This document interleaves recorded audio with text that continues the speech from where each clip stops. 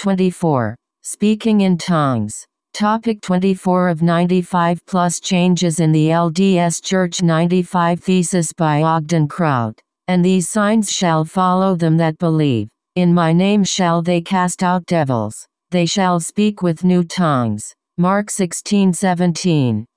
It is given to some to speak with tongues, and to another is given the interpretation of tongues. And all these gifts come from God for the benefit of the children of God. D.H.C. 46 hours and 24 minutes. On the 23rd of January, we again assembled in conference, when, after much speaking, singing, praying, and praising God, all in tongues, Joseph Smith, D.H.C. 1, 323, they were so eager to attend their meetings and to speak, prophesy, and talk in tongues, that the Apostle Paul had to regulate their meetings and give them counsel in regard to the manner of conducting them, that order might prevail. The saints were abundantly blessed with these manifestations of the Spirit, but when the apostasy took place, the Spirit of the Lord departed, its manifestations were fewer, and at last they were not known in the church.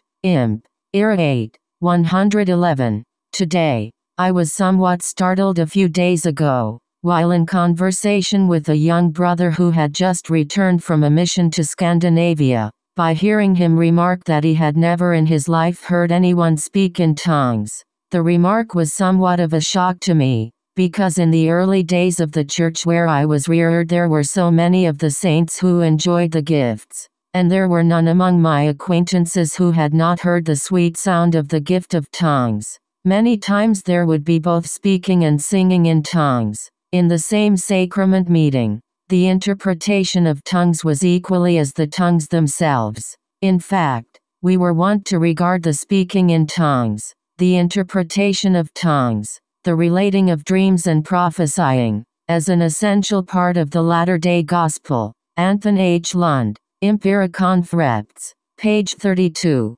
There are very few members of the church who have heard the speaking or interpretation of tongues. It was considered by the prophet Joseph Smith as perhaps the smallest of the gifts, yet we do not enjoy or experience even that gift. Read the rest of this book for free on the Zion's Redemption Bookstore page on Facebook or at ogdenkraut.com.